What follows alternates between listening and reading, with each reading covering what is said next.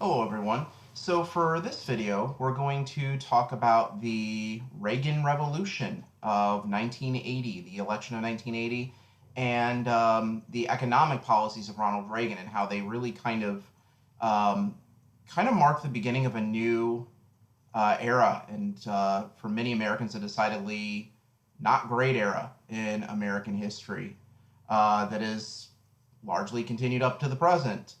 And this video and what we're doing right now is actually a living consequence of it. So let's get into it. Okay, so in 1980, Ronald Reagan, he runs mainly the election 1980 is kind of seen as a referendum on Jimmy Carter's presidency, which admittedly was inept in many areas. Whatever his intentions may have been, or how honorable a person he is, and esteemed public figure, no question about that. Carter was not a good president, and there's no need to try to sugarcoat that. And certainly, Carter's mishandling of many issues, his mishandling of the Iran hostage crisis, his failure to enact a national energy policy, his general inability to really enact anything in the resembling a long-term agenda politically, and most especially his failure to curb stagflation, really kind of made the job pretty easy for Ronald Reagan. In the second presidential debate, he posed a rather simple but very direct question to American voters. Are you better off now than you were 4 years ago? And for the vast majority of American voters, the answer was no to that question.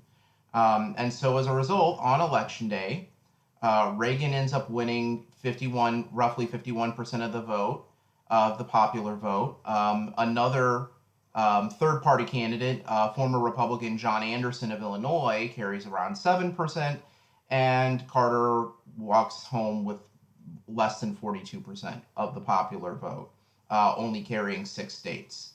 So it's a pretty substantial political repudiation of the Carter presidency. Um, but it is also an election that, in the end, will have massive repercussions for American politics and American society, which is why some have called the election of 1980 the Reagan Revolution, because of the massive changes that the election of Ronald Reagan brings to American society. And in many ways, this revolution is kind of the culmination, the fruition of an over decade long process that had begun, depending on how you look at it, with the nomination of Barry Goldwater to the Republican ticket in 1964, or with the election of Richard Nixon 4 years later. I tend to subscribe to the latter view, that 1968 really marks the point that marks the period of transition in American politics, and with Goldwater serving as more of a foreshadowing than anything else. Um, and so, what was that period of transition, and what was that new paradigm in American politics? Well, I think a part of understanding that is looking at the career of Reagan himself before he became president. Before Ronald Reagan became president, he was born into a working class family in northern Illinois, and his father held a number of odd jobs. They lived in rural farming communities. Um, Eventually, Reagan uh, took a job in radio, and he got noticed. And from there, he went to Hollywood, where he was signed to a motion picture contract, and became a film actor, a movie star. And during his movie star career, Reagan primarily acted in what we would today call B movies. Movies that don't get the budget or the attention that, the kind of high profile productions get, and which in many cases are just not as good, frankly. His most notable role prior to his most notable role as an actor was in a movie called Knute Rockne All American, in which he played a Notre Dame football player named George Gipp. And in this movie, he gives this very famous monologue where he concludes with saying, "Win one, let's go now. Go out and win one for the Gipper," which is what earned him his nickname, the Gipper, which followed him around the rest of his life. Um, During World War II, Reagan served in the military, but he did not get deployed overseas. He was used in a Army motion picture unit that produced training films for recent American draftees and recruits. So he literally spent the war on a studio backlot for the duration of World War II. After World War II was over, Reagan was twice elected as president of the Screen Actors Guild. And this is where we kind of look at Reagan's political transformation. When Reagan first arrived in Hollywood, he was a New Deal Democrat and an avid supporter of Franklin Roosevelt. In fact, he even identified Roosevelt as a hero throughout his life, even after he became a conservative Republican.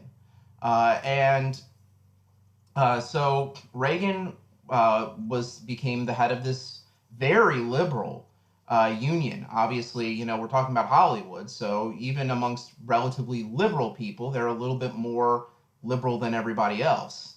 And so he becomes the president of the Screen Actors Guild, and this just happens to coincide with the Second Red Scare, the emergence of the Cold War, and the Second Red Scare. And when the House Un-American Activities Committee investigated Hollywood for alleged communist infiltration into the motion picture industry, Reagan supported their efforts and continued to and actually testified for HUAC in support of their agenda.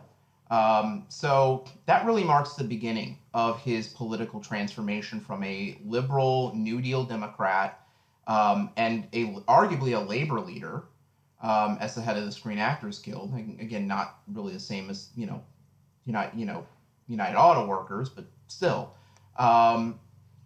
He goes from being a New Deal Democrat and a labor leader to an increasingly socially and economically conservative individual.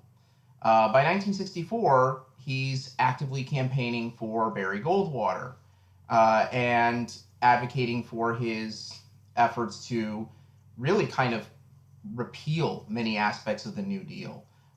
He becomes critical of Social Security and other extensive government programs, Medicare, and advocates for, in many cases, the repeal of those programs. Eventually, as his political career grew, he would soften those positions somewhat.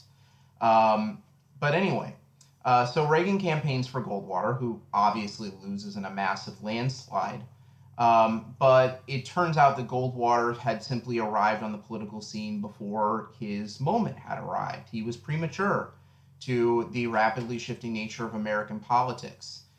2 years later, with the Vietnam War raging and civil rights and anti-war demonstrations percolating up and causing considerable consternation amongst many Americans because of the social changes that they portend, as well as a growing backlash against some of the programs of the Great Society. Reagan is able to tap into that zeitgeist in 1966 and get himself elected governor of California. When he campaigned for governor of California, he specifically campaigned on advocating against anti-war activists and Black Power activists, as well as what he called those bums on welfare. So Reagan really kind of taps into this growing cultural resentment, this growing kind of opposition to the anti-war and civil rights movement and to government in general. And when he becomes governor, he follows through with that for the next 8 years when he's governor of California. Notably, and somewhat ironically, when we look at the way things are presently politically, Reagan was an early champion of gun control when he was governor of California, signing the Mulford Act in 1967, which arguably kickstarted California's uh, justifiably notorious gun control regime. And the reason he did so was because of his desire to stop the Black Panthers and other African American activists from open carrying in their activities.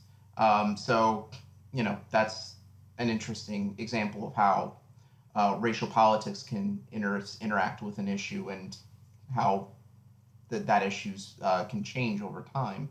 But anyway, so Reagan pursues that. He also slashed taxes for various aspects of the California governing system. He cut funding for California school system, and in general, he supported significantly lowering taxes and cutting social services. During this time period, while he's governor of California, Reagan runs twice unsuccessfully for the presidency. First in 1968, challenging Richard Nixon, and then again 8 years later, running a much more serious primary challenge to incumbent President Gerald Ford. It's during the 1976 primary that Reagan really kind of bringing in many aspects of the Southern strategy that Richard Nixon had inaugurated, taps into racial resentments and ties them to his economic vision, which calls for slashing taxes, cutting regulation, and eliminating social programs. He routinely gives speeches in which he rails against a mythical figure that he invents that he calls the welfare queen. This mythical woman who lives in Chicago, who has 12 names and 4 different social security cards, and owns a bunch of Cadillacs and a whole bunch of other stuff. Reagan really kind of taps into that. And he redeploys the welfare queen arguments again in 1980. Although that's not the main reason why he wins the election in 1980. The main reason he wins in 1980 is simply because of Carter's unpopularity. But Reagan definitely does move in those directions in terms of capitalizing and really kind of tying in racial and cultural resentments to an economic program aimed at slashing taxes and regulation and cutting social programs.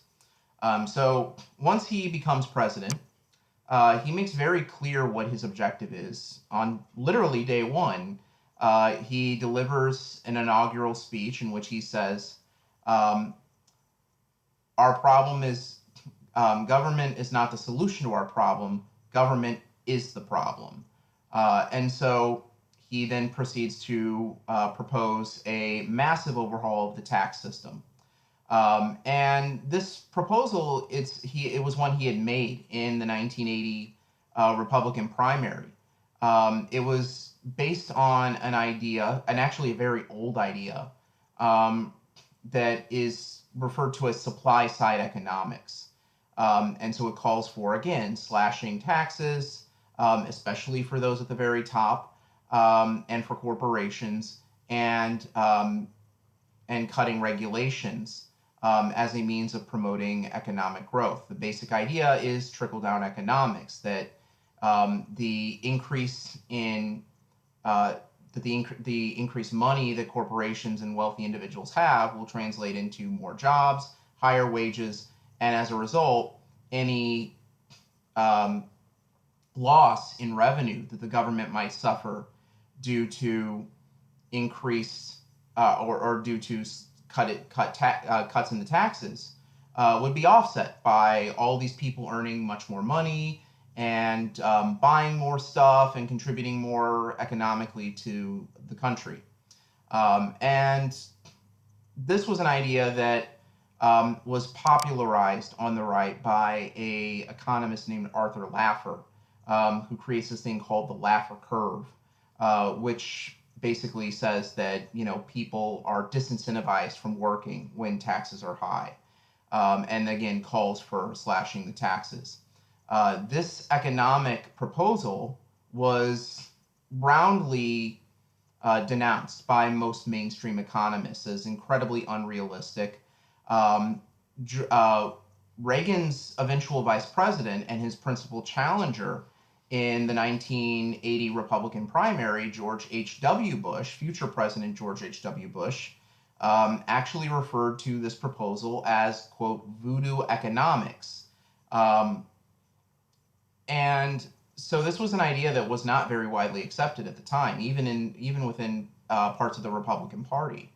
Um, but Reagan is able to run on this and captures a significant portion of the tax of the political base of the Republican Party with this argument, by framing this as a tax that would benefit the middle class, people who had seen their tax burdens increase in the 1970s because of inflation and what was known as bracket creep.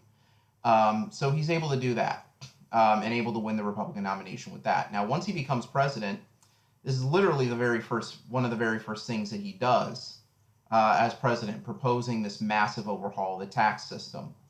Um, it faces a lot of internal opposition. But then, about a month after Reagan proposes his massive tax overhaul, he's shot by a would-be assassin named John Hinckley Jr., who was obsessed with a movie star, actress Jodie Foster.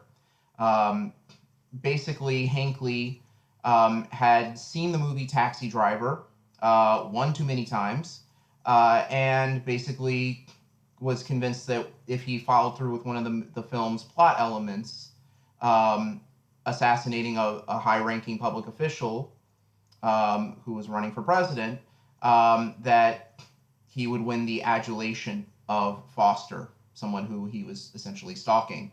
And so he comes very close to succeeding. Reagan does suffer serious injury in the 1981 attack, but ultimately he survives. And in the process, his approval ratings skyrocket as a result of the assassination attempt. Reagan, um, whatever else can be said about him, was a very, very effective and very persuasive public speaker, probably one of the best since Franklin Roosevelt. And when he was in the hospital, he famously joked with his doctors and said, "I hope you're all Republicans," when they came on to operate him and everything. And so little kind of anecdotes like that kind of build his popular support. And when he comes out from the assassination attempt, he's got popular support behind his tax policy. And so in the summer of 1981, with the support of many of virtually all Republicans in Congress, as well as many Democrats. It's worth mentioning at this time that while the Republicans controlled the Senate, the Democrats still controlled the House, quite solidly controlled the House, in fact.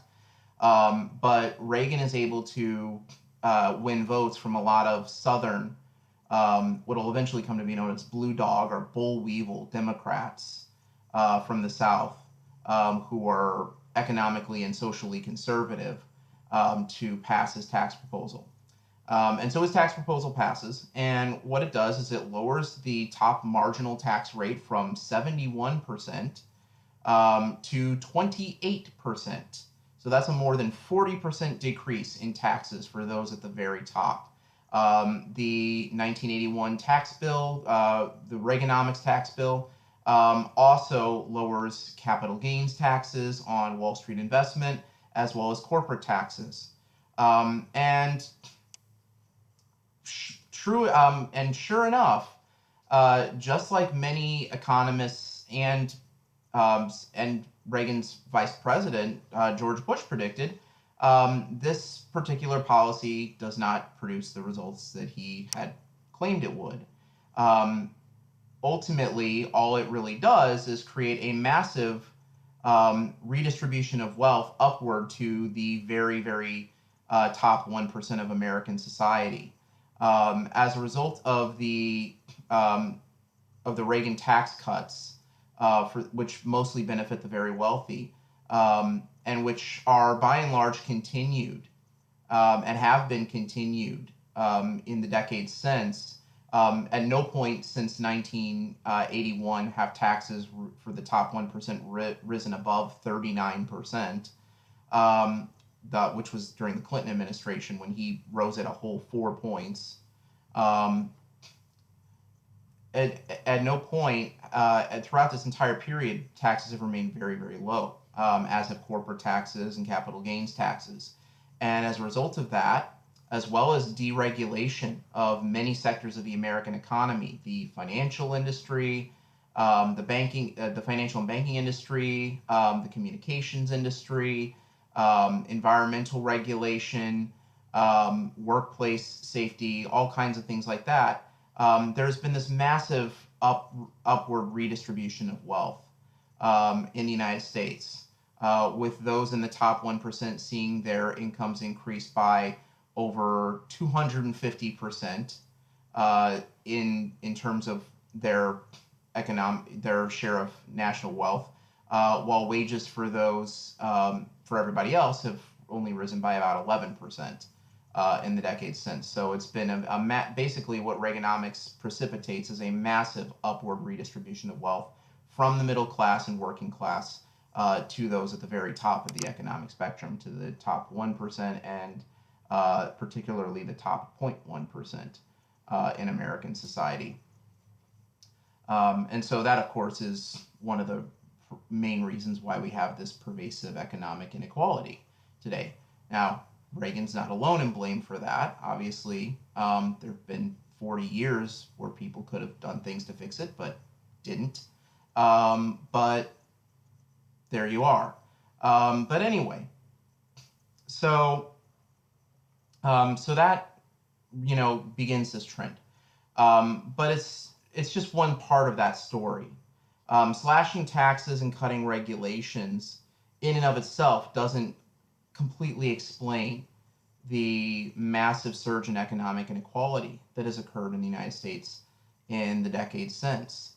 Another key component of this is the effective gutting of the American labor movement, of which Reagan plays a key role.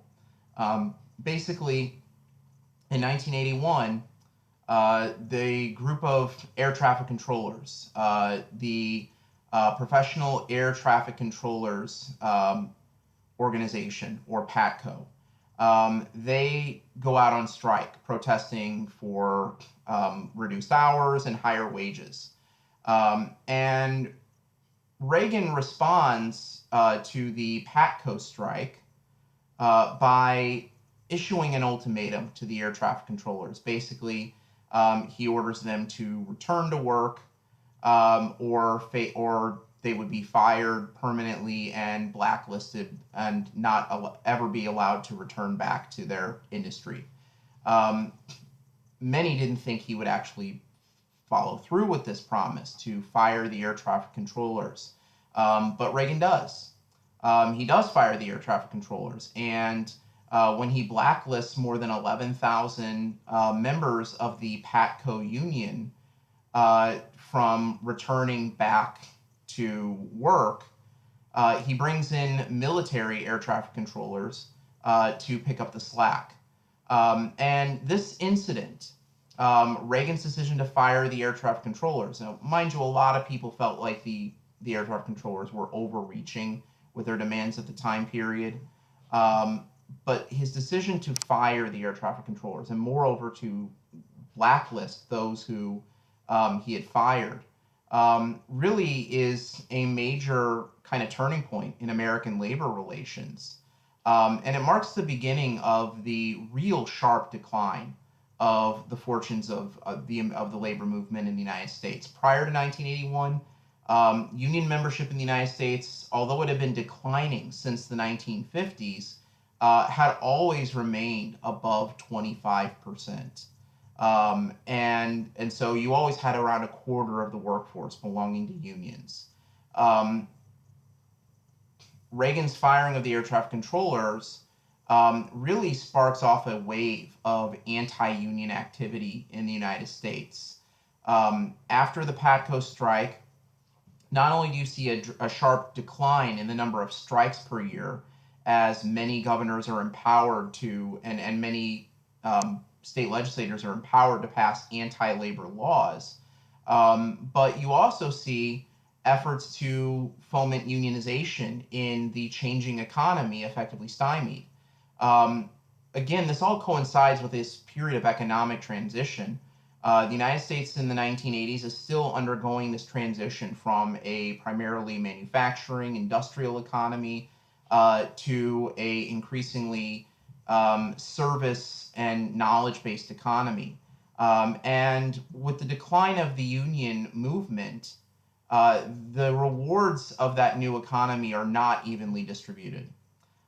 Basically, throughout much of the post-war period, there's this floor in wages and benefits and really just standards of living that is created by having a very high rate of unionization amongst the American working class.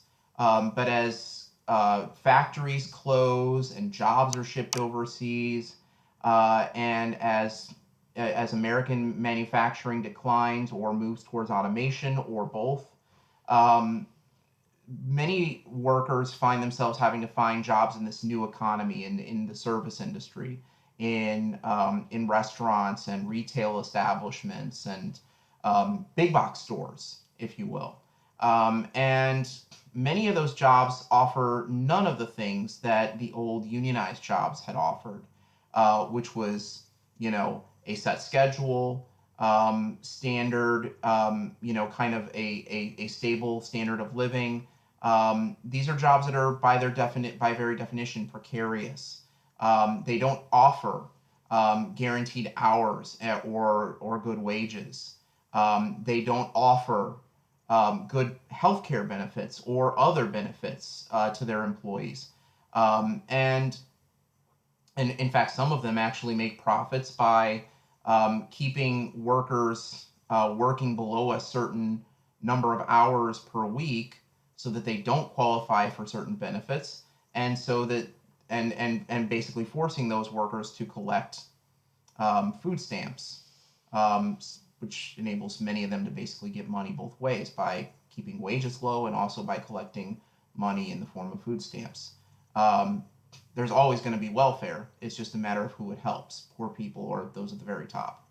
Um, so essentially, with the PATCO strike, we see this sharp decline in the union rate. And again, partly that's because there is a general decline in manufacturing.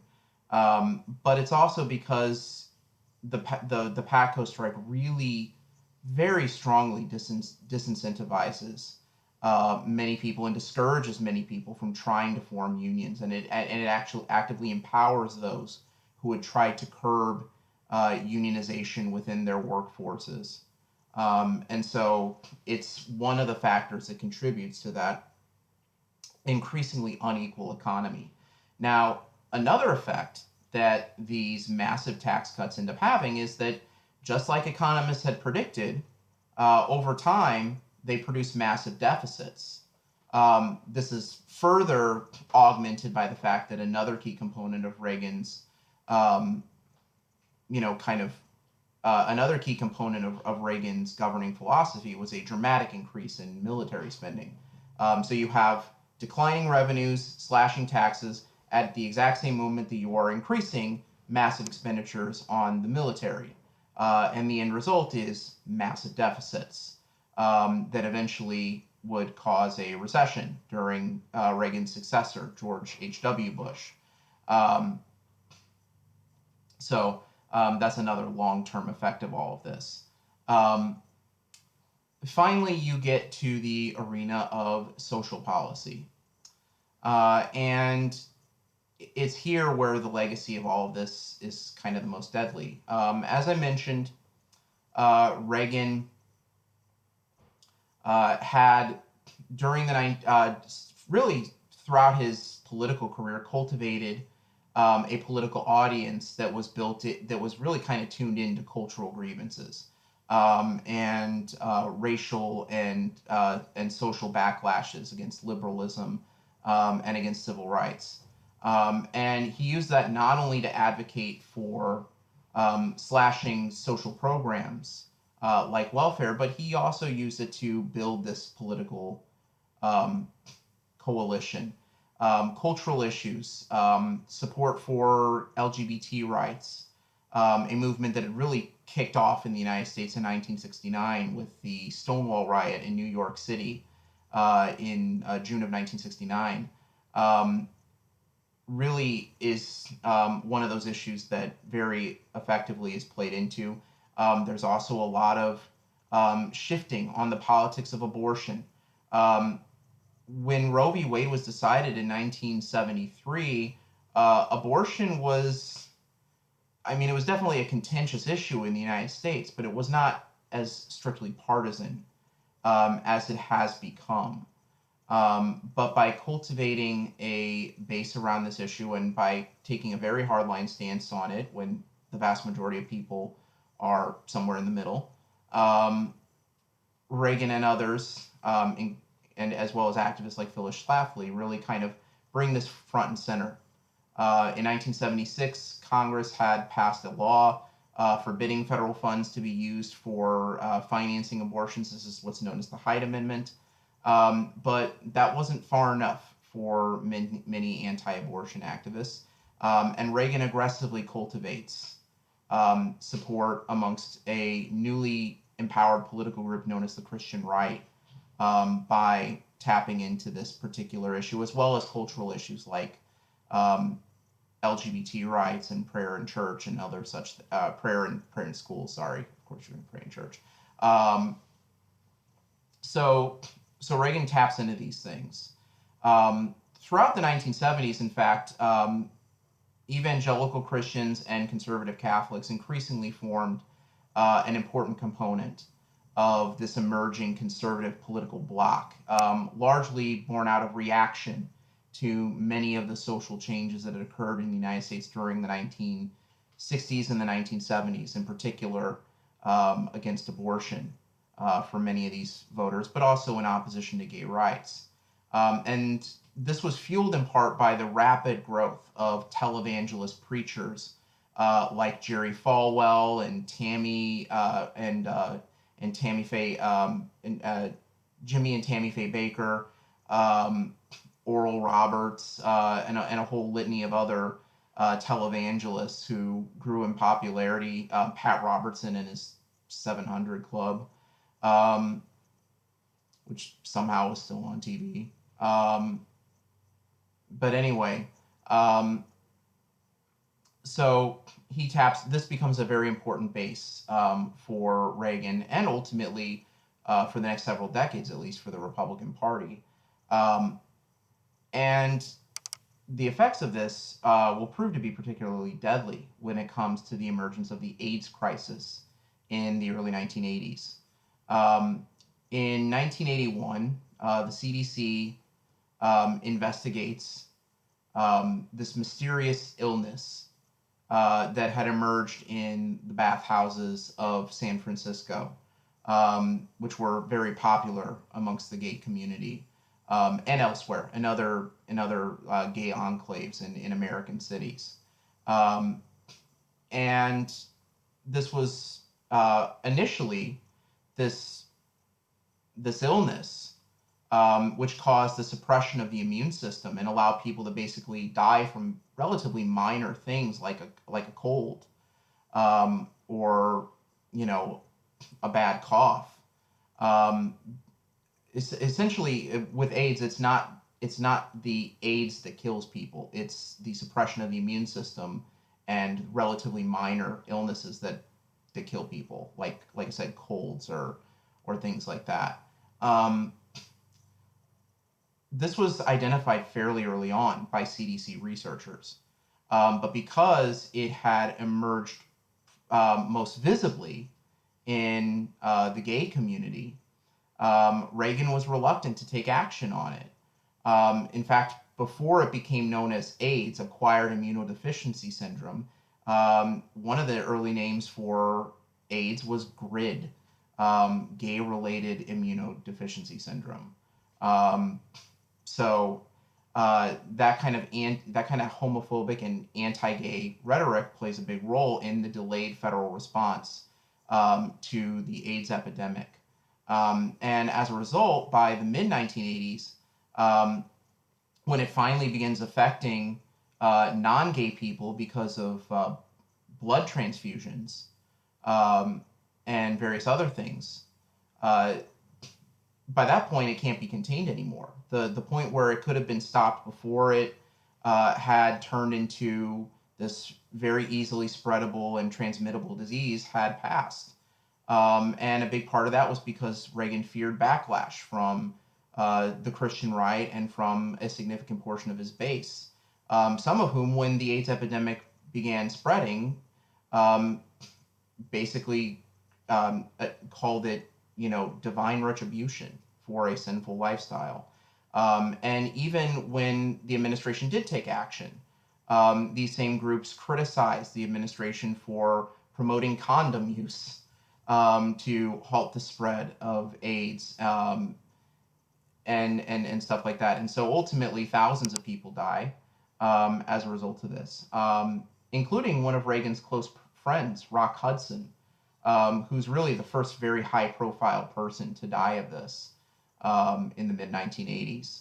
And so this is really kind of one of the more troubling aspects of this era of American history, this increasing economic inequality, the deregulation of American society, and this move towards really kind of weaponizing cultural grievance and racial backlash as a means of building a political brand and identity.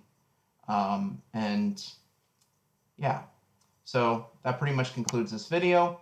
When we get back on our next video, we are going to look at arguably the thing that Reagan is most praised for and most famous for, which is his efforts in dealing with the Soviet Union. Efforts which eventually, and much to everybody's surprise, eventually culminate with the end of the Cold War. So